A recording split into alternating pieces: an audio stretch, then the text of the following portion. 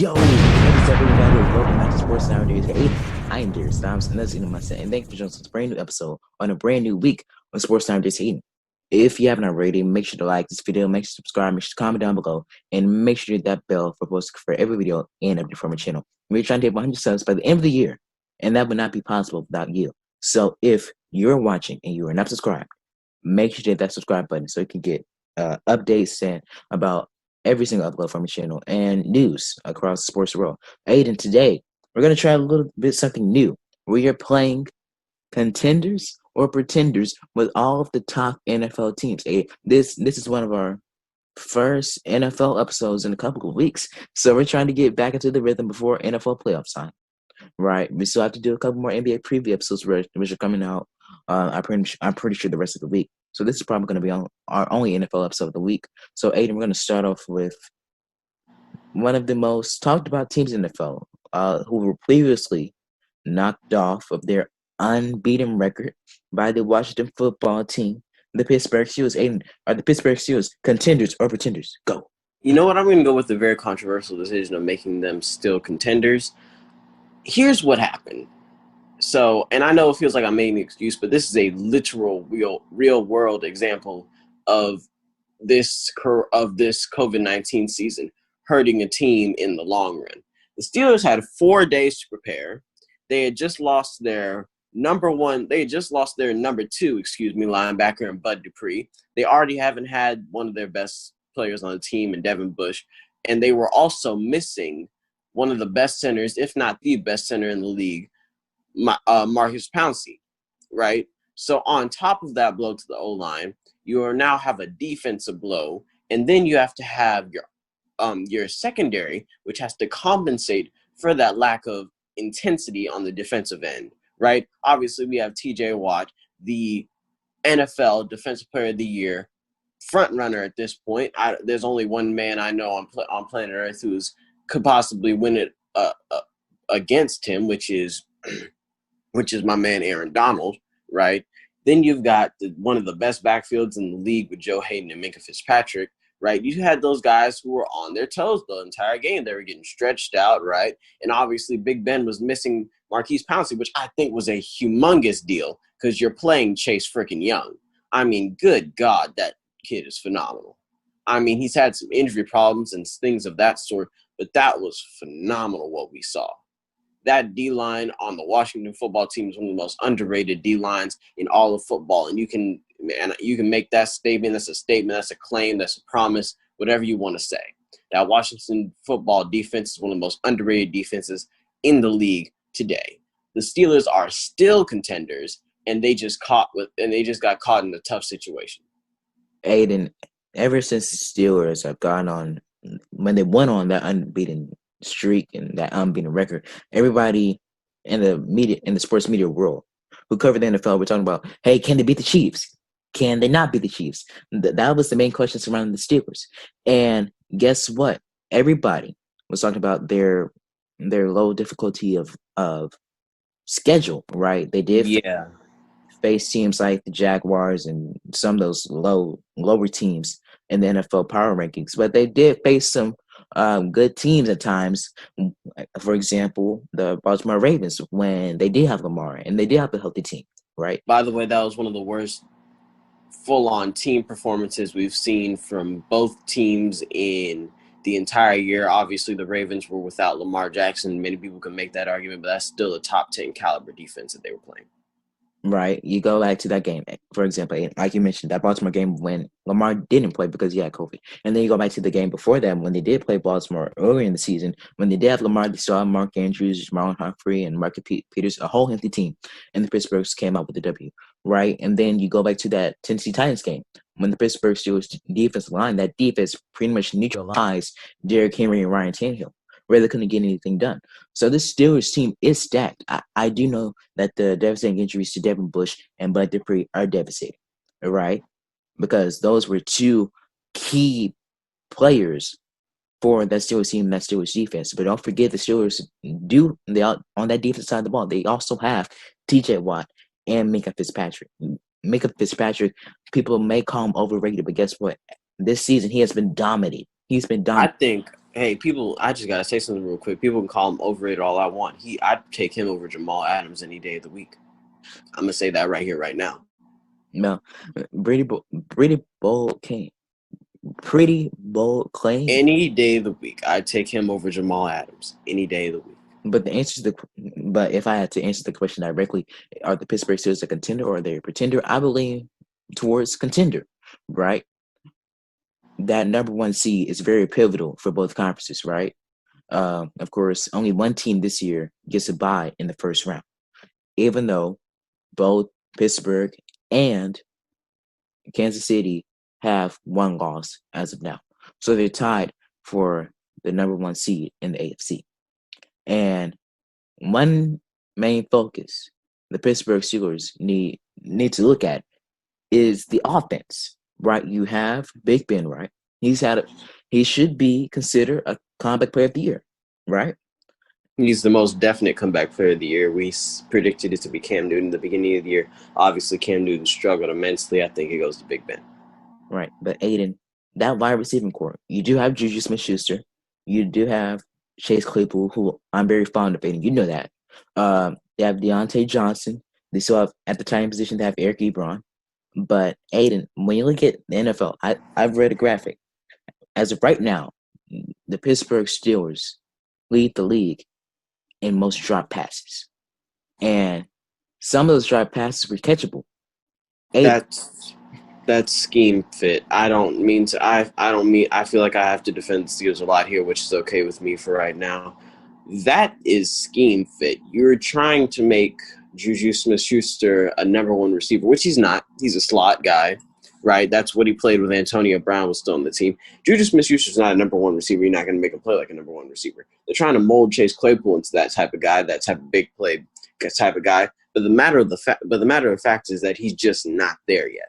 Things take time. Things are going to take some time. Aiden, I really don't think it's a scheme fit, but like if you look at the tape, if you look at some of those passes, some of those passes were just unacceptable. Some of those passes were right in their hands and they dropped it. And if you're an NFL wide receiver, you have to catch the ball. If it's in your hands, you got to catch the ball. Mike Tomlin, a phenomenal coach, phenomenal head coach. I consider him one of the best coaches in the game. Right? There's Belichick and there's Peyton. Right? Mike Tomlin is right there in that discussion. No doubt about it. But to answer that question directly, the Pittsburgh Steelers are most definitely contenders. Aiden, have to move to the next team. Except we're going all the way to Seattle with the Seahawks. Russell Wilson. Let Russ cook. Hey, Aiden. run the tape. I told y'all. I told y'all that this Russell let Russ cook bullshit was something. Don't put your head down. I told you that this let Russ cook is some BS. I told y'all.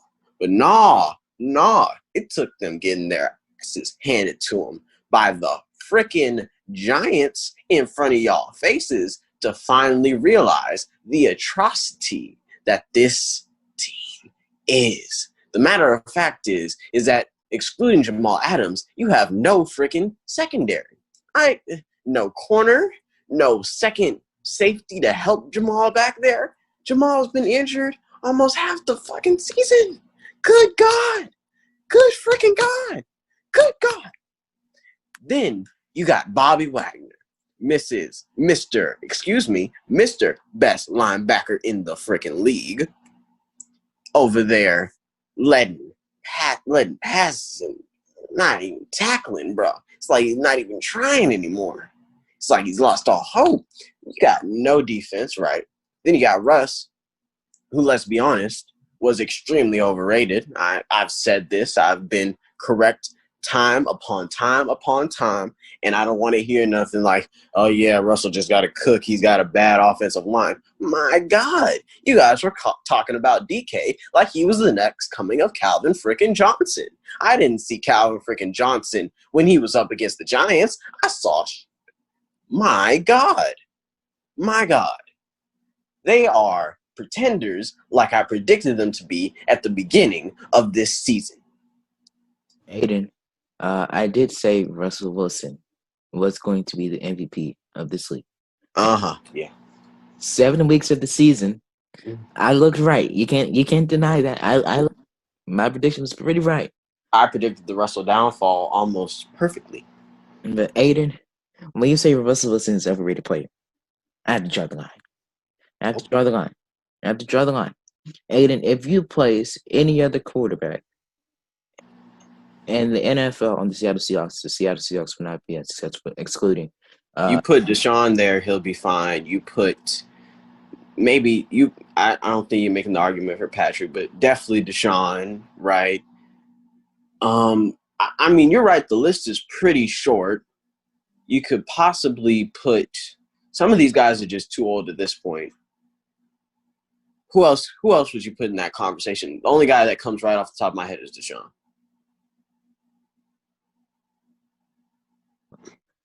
Yeah, I have to draw the line with that Russell Wilson for Aiden, saying that he was overrated, right? You have two phenomenal wide receivers and DK Metcalf entire life. Their tight end Greg Olsen has been, he's been an injury-prone player ever since the beginning of his career. Hmm. And that O-line is atrocious, and you addressed the part about the secondary and the cornerback position is one of the most weaker positions for the Seattle Seahawks. And Aiden, when we look at the beginning of the season, the Seattle Seahawks looked like they had the NFC West locked in the bag. And guess what? But you have I'm gonna get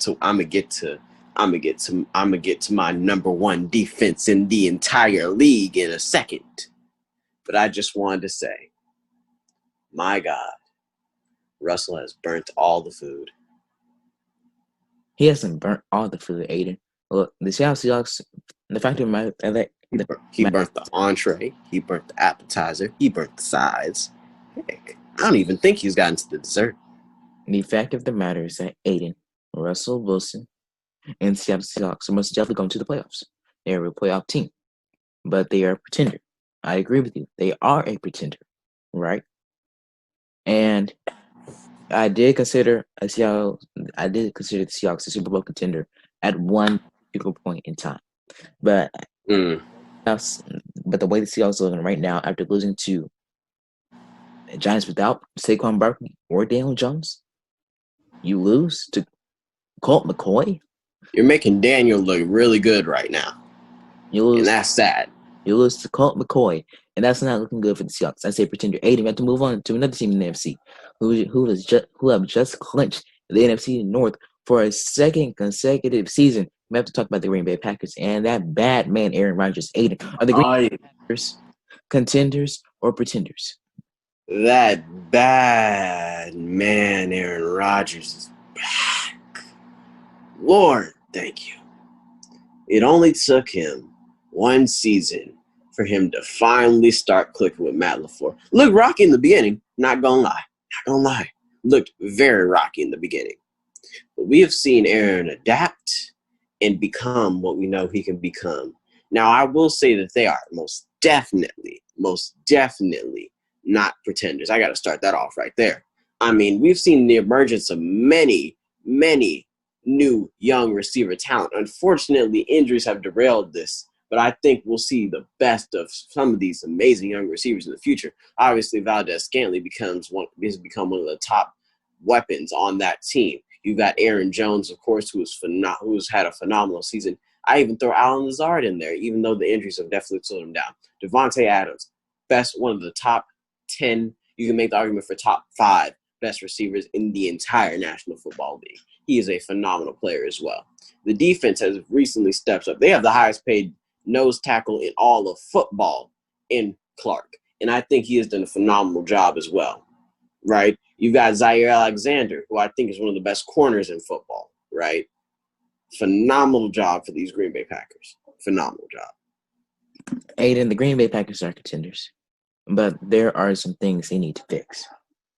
The defense, on some occasions, they look like the best defense in the league. And on some occasions, they look absolutely abysmal. You go to the offense. As we know, Aaron Rodgers has not had a first-round wide receiver and probably Neverland. Since before he was drafted. right, since before he was drafted, Aiden. Of course, he does have one of the best wide receivers in the league, in Devontae Adams. Right, he does have Valdez Scantley and Alan Lazard. But if the Green Bay Packers had another star wide receiver, no doubt about it, the Green Bay Packers would be considered a lock for the Super Bowl every single year because they have that bad man Aaron Rodgers, who Yeah. should be considered maybe who should be considered an MVP candidate, which already I is. also have in my notes that they have a problem at the linebacker position. They're a little thin. They lost Blake Martinez. Obviously, he went to the Giants. I don't think that was a bad. Like, I don't think you should sign him to a big deal. But he was obviously top 3 in the league in tackles, and it wouldn't have hurt to keep him on the team. I think that a guy they should really pursue in the offseason. I know it seems like I'm going a little far ahead, but I think I just really need to put this out in the air.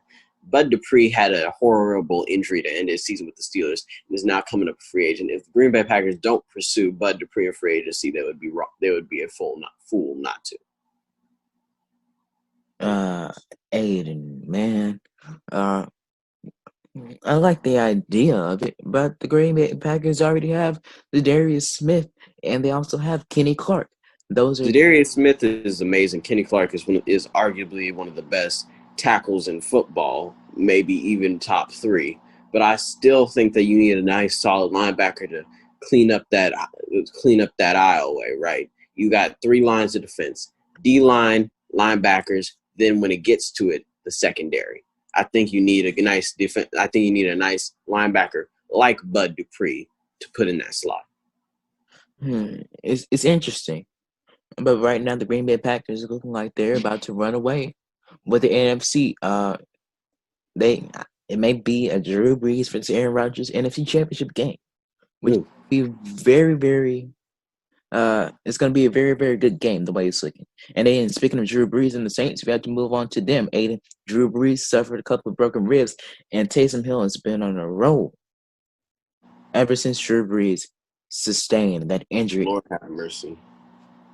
So, Drew, you need to hear me and hear me now. If you don't win the Super Bowl this year, it's done, buddy. You got to retire. Last year you broke your freaking thumb. We're out a couple weeks. Now you've done cracked 11 ribs and collapsed a lung, buddy. Come on now. I mean, you ride in the oh Lord Jesus. I don't want to see you go out like this, bro. I don't want to see you get some horrific injury and get carted off the field. And I don't want that sight on my I don't want to see that.